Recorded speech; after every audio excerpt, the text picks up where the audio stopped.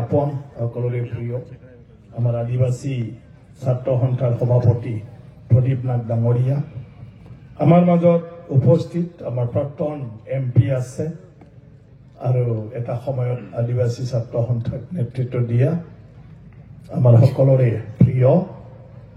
মোৰ বন্ধু আমাৰ সান্তিয়াস কজুৰ ডাঙৰীয়া বাকি সকলো আমাৰ আদিবাসীৰ বিভিন্ন দল সংগঠনৰ আমাৰ বিষয়ববীয়া আৰু সদস্যসকল আৰু ইয়াত উপস্থিত বিশিষ্ট ব্যক্তিসকল আৰু সকলো মোৰ প্ৰতিনিধি বন্ধুসকল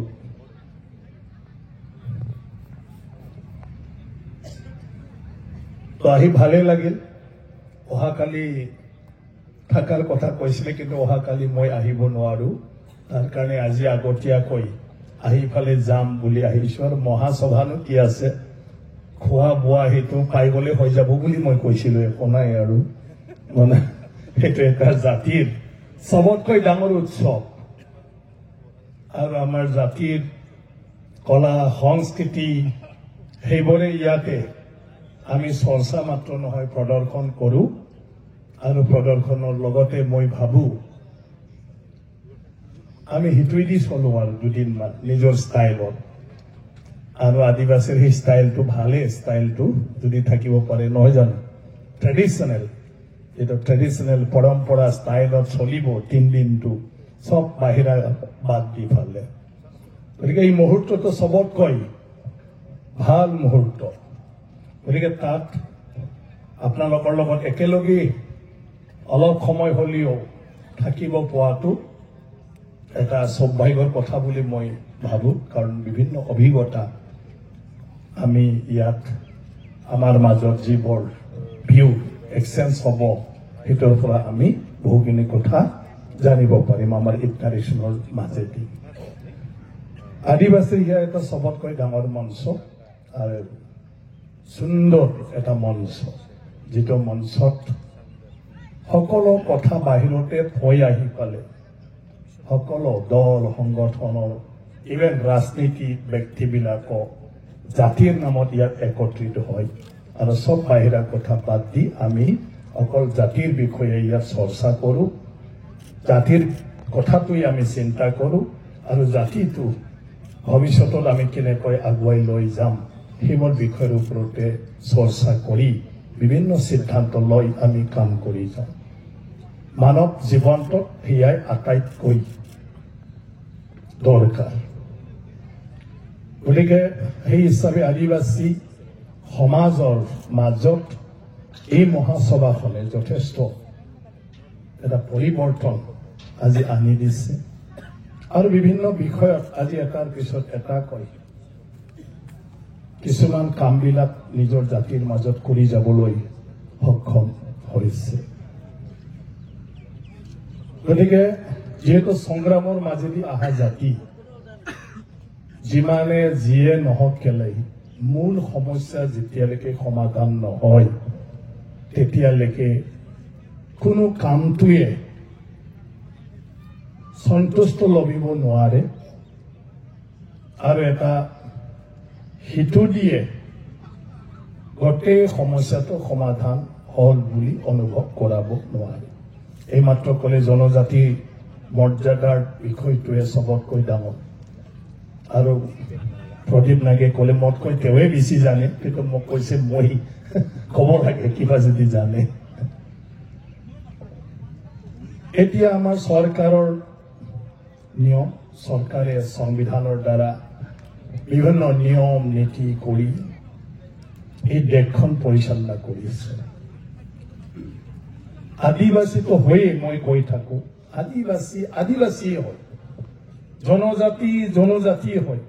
ট্ৰাইবেলে হয় কোনোবা স্বীকৃতি দিয়ক নিদিয়ক এইটো স্বীকৃতিৰ বস্তুই নহয় আসল বস্তু খনাই হয় মই সদায় কৈ থাকো কোনোবা ভাল পাওক বেয়া পাওক খনা বোকাত থাকিলেও খনা পানীত থাকিলেও খনা সিমেন্টৰ লগত থাকিলেও খনা গোবৰত পৰিলেও খনা এই গোবৰ হৈ নাযায় এই খনা হৈয়ে থাকিব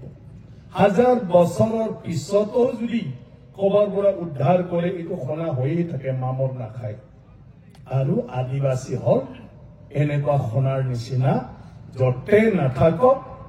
নিজৰ ভাষা, কলা, সংস্কৃতি, সমাজৰ ৰীতি নীতি সেইটো লৈ চলি থাকে। আজি বিভিন্ন জাতি জনগোষ্ঠীক কিমান জনম লগ পালে, কিন্তু সেইবুলি বিলীন হৈ গৈছে জানো? মিলি যাব পাৰিছে জানো? মিলি যাব নোৱাৰে। এটা অৰিজিনেল বস্তু হয়। কোনোবা মানৱ নামানৱ, আদিবাসী আদিবাসী হয়। গতিকে কোনোবা এইটো সাংবিধানিক ভাৱে মৰ্যাদা দিছে, দিয়া নাই। সংবিধানটো হল এটা ৰক্ষা কবচ, এটা অধিকাৰ পোৱাৰ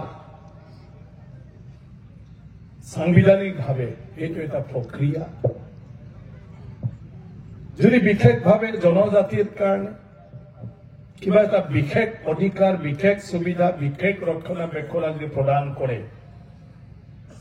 সেয়া দৰকাৰ। যেহেতু আমাৰ দেশখন স্বাধীনতা হোৱাৰ পিছত আমাৰ সমাজ ব্যৱস্থাৰ দ্বাৰা নহয়, আইনৰ মাধ্যমেদিহে চলিছে। আৰু আইনৰ মাধ্যমত সেইকাৰণে আমাৰ সমাজ বিলাকৰ গতিটো, আমাৰ যিবোৰ অৱস্থা, এই অৱস্থাক লৈ ফালে সমান্তৰালভাৱে আমাৰ চৰকাৰে এটা জাতি বা জনগোষ্ঠীক সুবিধা প্ৰদান কৰি দি যাব পৰা নাই। এটা সিটোৰ ক্ষেত্ৰত তথাপিও আমাৰ আদিবাসী ছাত্ৰ সন্থাৰ পৰা আৰম্ভ কৰি বিভিন্ন সংগঠন, তাক নেতৃত্ব দিয়া ব্যক্তিসকল, আজি বৰ্তমান প্ৰদীপনাথ ডাঙৰীয়া যেনেকুৱাকৈ কেতিয়াবা কেতিয়াবা খুব এগ্ৰেছিভ ভাৱেও লাগি আছে। আৰু সেইটোৰ কাৰণে আহি এটা পৰ্যায়লৈকে এই বিষয়টো এটা সম্পূৰ্ণ ৰূপ দিয়াৰ এই অৱস্থালৈ আহি পাইছে। আজি পাৰ্লিয়ামেণ্টত আদিবাসীক জনজাতিকৰণ কৰাৰ কাৰণে বিল ইন্ট্ৰডিউচ কৰিলে। কিন্তু ইন্ট্ৰডিউচ কৰাৰ পিছত এটা নিৰ্দেশ জাৰি কৰিলে যে আদিবাসীৰ লগতে বাকী 5 জনগোষ্ঠী যে সেইখিনিক জনজাতি কৰাৰ ক্ষেত্ৰত ইয়াৰ বিভিন্ন সুবিধাৰ লগতে ইয়াৰ যিটো প্ৰটেকশ্যন, ইয়াৰ ব্যৱস্থাটো কেনেকুৱা হ'ব, এইটো ৰাজ্য চৰকাৰে ঠিক কৰি দিব লাগে। ইয়াৰ পিছত জনজাতিৰ মাজত পুৰণা সাংবিধানিকভাৱে যি স্বীকৃতিপ্ৰাপ্ত জনজাতি, এওঁলোকৰ অধিকাৰটো যাহাতে যিখিনি পাই আহিছে সেয়া যাহাতে ক্ষতি নহয়, তেওঁলোকে সেইখিনিটো যাহাতে পাই থাকে। আৰু নতুনকৈ জনজাতিৰ স্বীকৃতি দিয়া হিচাপে অসমত তেওঁলোকৰ সুযোগ সুবিধাবিলাক যাহাতে স্পষ্টভাৱে মানে তেওঁলোকক ৰক্ষণাবেক্ষণ দিয়াৰ পৰা সাংবিধানিক অধিকাৰ গোটেইখিনি দিব পাৰে, সেইটো তৈয়াৰ কৰি এটা মডেলিটি দি দিব লাগে। আৰু সেইদিনাৰ পৰাই সংসদে এইটো পাছ কৰি ফালে সেইদিনাৰ পৰাই সেইটো কাৰ্যকৰী কৰিব। এইটো লৈ ফালে অসম চৰকাৰে এটা কেবিনেট সাব কমিটি বনালে। আৰু কেবিনেট সাব কমিটি বনাই ফালে গোটেই যে নতুনকৈ জনজাতি প্ৰদান কৰিব বিচাৰিছে সেইখিনি বিভিন্ন দলৰ সংগঠনৰ লগত আলাপ আলোচনা কৰিলে। বাকী বৰ্তমানত চলি থকা কি কয় অলৰেডি স্বীকৃতিপ্ৰাপ্ত জনজাতিসকলৰ লগতো তেওঁলোকৰ লগত আলোচনা কৰিলে যে আপোনালোকৰ প্ৰটেকশ্যন বুলি ক'লে আপোনালোকে কি ধৰণৰ বিচাৰে। গতিকে সেইটো লৈ ইফালে অলমষ্ট কনচালটেশ্যনটো মই ভাবো প্ৰায় সমাপ্ত হয়। কনচালটেশ্যন বিভিন্ন জাতিৰ মানে নেতৃত্ব দিয়া ব্যক্তিসকলৰ লগত কনচাল্ট কৰাটো এতিয়া এটা পৰ্যায় আহি পাইছেগৈ যে ইয়াৰ ৰিজাৰ্ভেশ্যন বিলাক এটা সংখ্যাক লৈ পেলাই ৰেচিও হিচাপে কিমান হ'ব, কেনেকুৱা হ'ব আৰু কোনটো কোনটো ক্ষেত্ৰত ইয়াৰ প্ৰটেকশ্যন, এটাটো হ'ল চেন্ট্ৰেলৰ ৰিজাৰ্ভেশ্যন, এটা হ'ল ষ্টেটৰ থকাখিনি ৰিজাৰ্ভেশ্যন, তেনেকুৱা ধৰণৰ বিভিন্ন সুযোগ সুবিধা এই গোটেইবিলাক কেনেকুৱাকৈ কৰা হ'ব, ঠিক কৰা হ'ব, সেইটো পৰ্যায়ত এতিয়া কামটো